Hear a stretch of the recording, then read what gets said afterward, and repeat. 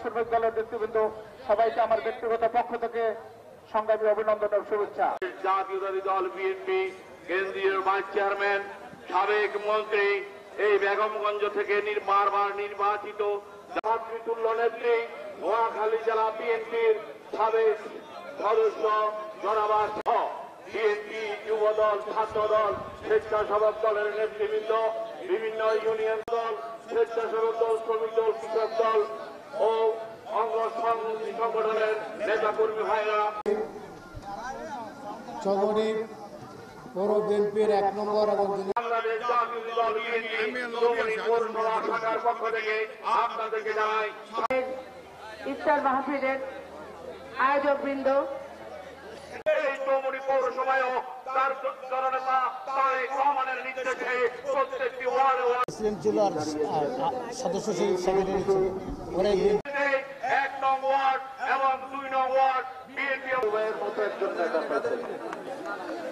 ওনার মতো একজন নেতা যদি সারা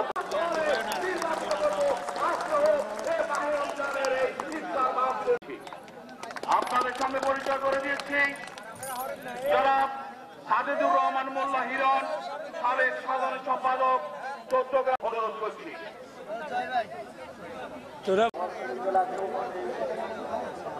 পৌরসভার 1 নং ওয়ার্ড আমাদের প্রিয় ভাবি লাখি ভাবি সহ বিভিন্ন সিনিয়র বেগমগঞ্জ উপজেলা বিএনপি চৌমনি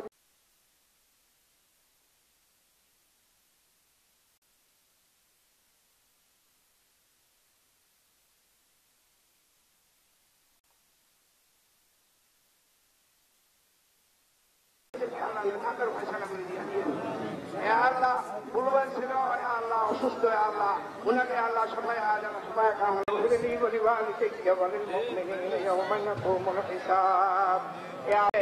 আল্লাহ লেখায় আবদান করে দিয়ে আল্লাহ শারীরিক মানুষের আল্লাহ সতর্ক নামাজ যারা পুরুষ সতর্ক নামাজ জমাতে সই খানা করা ছাত্রছাত্রী দাদাদের ফুয়া ফুবি খালু খালা নামাজ সেহেরি তারাবি ইত্যাদি কবুল করেন।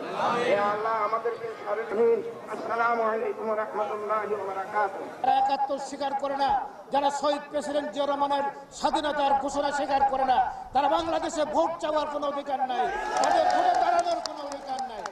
আমরা 30 লক্ষ শহীদের রক্তের উপর দাঁড়িয়ে বাংলাদেশ হয়েছে। এই বাংলাদেশ আমরা চাই। আবার সেকেন্ড রিপাবলিক বলে কোনো শব্দ বাংলাদেশে আমরা দেখতে চাই না। আমরা দেখতে চাই 71 আমাদের মূল চেতনার উৎস। সেখান থেকে জিয়া রহমান যে স্বাধীনতার ঘোষণা দিয়েছেন, এই দিয়ে বাংলাদেশ চলবে।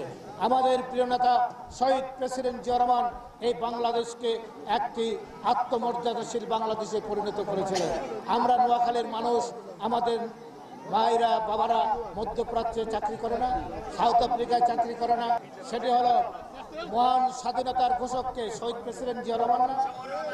সেই দিন শেখ মুজিবুর রহমান স্বাধীনতার ঘোষণা দেন নাই, পাকিস্তানিদের কাছে আত্মসমর্পণ করেছেন, আওয়ামী লীগের নেতারা আত্মগোপন করেছেন।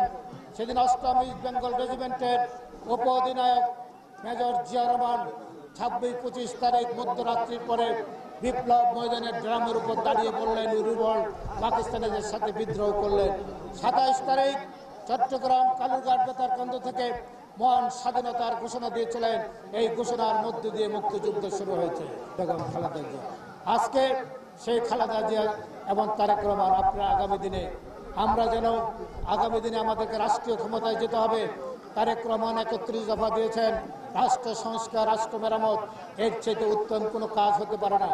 আপনারা এমন কোনো কাজ করবেন না যে কারণে শহীদ প্রেসিডেন্ট জিয়া রহমানের মতো একজন সৎ রাষ্ট্রনায়কের জন্য কেউ কিছু বলতে পারে, বেগম খালেদা জিয়াকে কেউ কিছু বলতে পারে, তারেক রহমানকে কিছু বলতে পারে, তার গায়ে যেন কোনো দাগ না লাগে।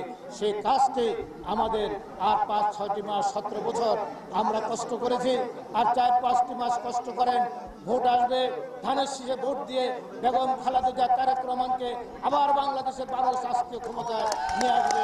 এটাই আমাদের আজকের এই রমজানের, মায়ের রমজানের সবার কাছে আমাদের এই দোয়া। এই বলে আমার বক্তব্য। সত্যিকার অর্থে আমাদের প্রিয় নেতা তারেক রহমান যে নির্দেশনা দিয়েছেন যে আপনারা ওয়ার্ডে ওয়ার্ডে ইফতার করবেন, মুরব্বীদের সাথে ইফতার করবেন এবং মুরব্বীদের নিয়ে যারা ভোট দেবেন সেই মুরব্বীদের এই ইফতার পার্টিটি তার প্রতিফলন এখানে সমস্ত মুরব্বীরা আজকের ইফতার পার্টিতে উপস্থিত হয়েছে। আপনারা তারেক রহমানের অনুসারে হিসাবে এই কাজটি করছে। আমরা বলতে চাই, তারেক রহমান একটি নির্দেশনা দিয়েছেন, যারা অতীতে বিএনপি করে নাই, দুর্দিনে আন্দোলন সংগ্রামে ছিল না, হঠাৎ করে বিএনপির কোনো নেতাকে ধরে চলে আসছেন, তারা 6 বছর অপেক্ষা করবেন, তারপরে বিএনপির প্রথম সারের দিকে আসবেন, এসে যেন কোনো পদ পদবি তাদেরকে দেওয়া না হয়। আর যে নেতারা এই কাজটি করবেন, যে নেতারা এদেরকে প্রশ্রয় দিবেন, তারা বিএনপি করার কোনো অধিকার নেই, তারা বিএনপি থেকে বহিষ্কার হবে।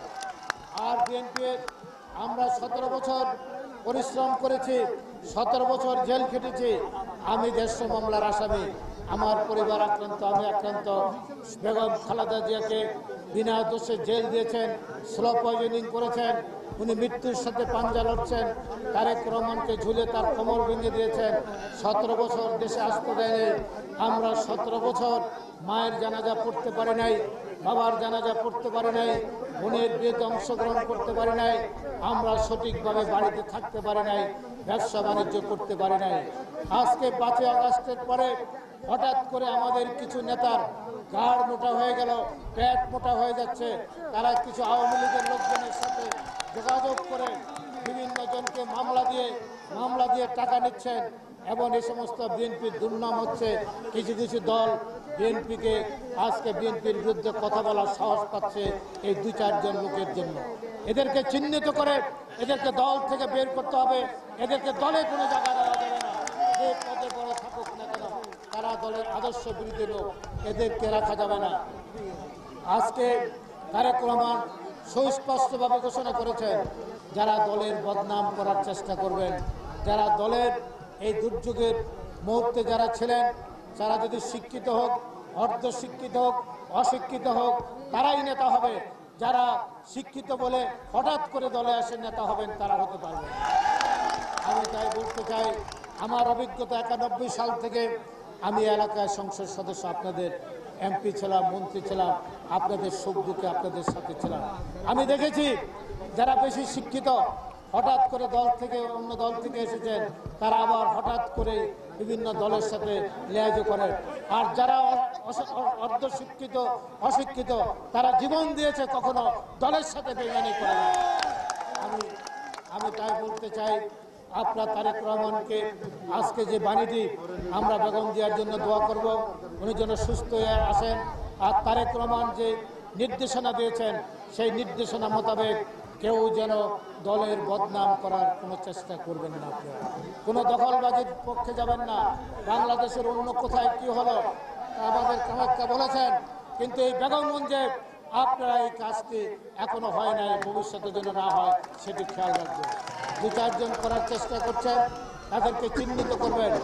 আমরা বলতে চাই, প্রশাসনকে বলতে চাই, কোনো সন্ত্রাসী আমাদের দলের সদস্য নয়, কোনো চাঁদাবাজ আমাদের দলের সদস্য নয়, কোনো দখলদার আমাদের দলের সদস্য নয়। আমি প্রকাশ্যভাবে ঘোষণা দিচ্ছি, যারা অসামাজিক কাজের সাথে লিপ্ত, যারা দখলদারের সাথে লিপ্ত, সেই যেই হোক, প্রশাসনের লোকজন যেন তাদেরকে গ্রেপ্তার করে, অন্যান্য দলের নেতাদেরকে গ্রেপ্তার করতে হবে।